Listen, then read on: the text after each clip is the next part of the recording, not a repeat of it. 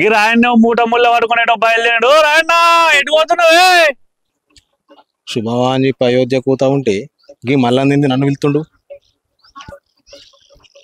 ఓ రాయన్న పిలిచే వీళ్ళనే బిర్ర బిర్ర ఉరకబడి. అరే ఏందే మల్లయ్య, నేను ముఖ్యమైన పని పోతున్నా, ఇప్పటికే ఆలస్యమైంది. ఏం కావాలి చెప్పు. నీ చిత్రం పాడుగా, నువ్వు పిలిచిన దానికి ఈ చిత్రం చేయబడింది. అవును కానీ అసలు ఏడిపోతున్నావు చెప్పు మొదలైతే. అరే దేశమంతా గదే వార్తనే, నీకు ఇంకా తెలియదా? దేశం అంతా గదే వార్తనా? ఏంటి అది? అదేంటో చెప్పరా.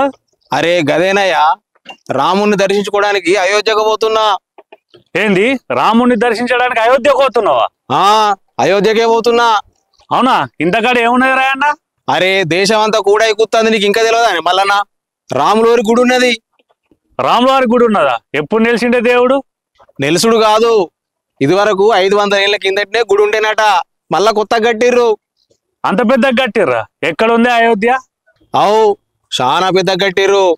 ఇది ఉత్తరప్రదేశ్ లోని ఫైజాబాద్ జిల్లాల అయోధ్య అనే ఊళ్ళో కట్టిర్రు. సరేగాని రాయన్న, గాలి ఎందుకు కట్టిర్రే? అరే గది కూడా తెలియదా? శ్రీరాముడు పుట్టింది అయోధ్యలా, అంటే గదే ఊర్లో పుట్టిండు. అబ్బా నీకు చాలా విషయాలు తెలుసా రాయన్న. మరి ఏమనుకుంటున్నావు? ఇంకా చెప్తా విను. గాడ కట్టింది శ్రీరాముని చిన్నప్పటి విగ్రహం. రాముడు చిన్నప్పుడు విగ్రహం? అవును, రాముడు పుట్టిన జాగా కాబట్టి చిన్న రాముడు ఎట్లుంటాడో గసంటి విగ్రహం చేపించిర్రు.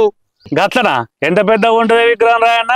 ఈ విగ్రహం రాముడి చిన్నప్పటిది కాబట్టి పెద్దగా ఉండదు, కేవలం 51 ఇంచులే ఉంటది. గిదిన్నే రామ్లల్లా అని కూడా అంటారు. రామ్లల్లనా అంటే ఏంటిది రాయన్న? రామ్లల్లా అంటే చిన్నప్పటి రాముడు, అంటే బాలరాముడు అని అర్థం. అబ్బా రాయన్న, నువ్వు చెప్తా ఉంటే నాకు కూడా రామ మందిరాన్ని ఒకసారి చూడాలని ఉంది. ఇంకా చెప్తా విను. గీ గుడి 2.5 ఎకరాల జాగల కట్టిర్రు. ఏంది 2.5 ఎకరాల? అవు మరి ఏమనుకుంటున్నావు?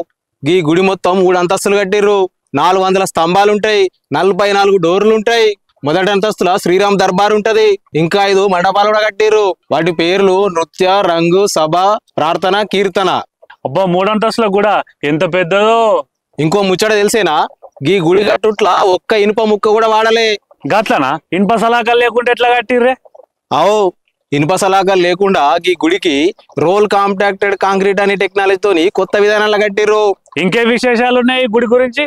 ఈ గుడి తలుపులకు బంగారు పూతలేసిర్రు. అవును రాయన్న, ఈ గుడి కట్టుడికి ఎంత ఖర్చు అయిందే? ఖర్చు ఎంత అయింది అనేది అధికారికంగా తెలియదు కానీ దాదాపు 1500 కోట్లు అయిందని అంటున్నారు. ఇంతకు రాములవారి విగ్రహాన్ని ఎడ తయారు చేసిర్రే? గీ గుళ్ళున్న రాముని విగ్రహాన్ని శాలిగ్రామ్ అనే రాయితో చేసిర్రు. ఇది చాలా నుండగుంటది, పవిత్రమైంది. ఇది కర్ణాటకలోని మైసూరులో తయారైంది. దీన్ని చెక్కిన పేరు అరుణ్ యోగిరాజ్. అబ్బా రాయన్న, మంచి మంచి ముచ్చట్లు చెప్తున్నావు కానీ అయోధ్యలో రామ మందిరానికి ఎప్పటి నుంచి పోవచ్చే? అరే దేశం అంతా మారుమోగుతుంది, నీకు ఇంకా తెలియదా అని మల్లన్న? ఇయాలనే మధ్యాహ్నం 12:20 ప్రాణప్రతిష్ఠ జరుగుతుంది దేవునికి. ఈ గుడి ప్రారంభానికి భారతదేశ ప్రధానమంత్రి నరేంద్ర మోడీ, ప్రముఖ సినీ తారలు, క్రీడాకారులు, వ్యాపారవేత్తలు, ఆధ్యాత్మికవేత్తలు, సాధువులు ఇట్లా మొత్తం కలిపి 7500 మంది ప్రముఖులు వస్తున్నారు. అబ్బా గింతమంది పెద్ద పెద్ద వాళ్ళు వస్తారా రాయన్న? వీళ్ళే కాదు, ఈడ రాముని గుడి కట్టాలని సుప్రీంకోర్టులో తీర్పిచ్చిన న్యాయమూర్తులు కూడా వస్తున్నారు.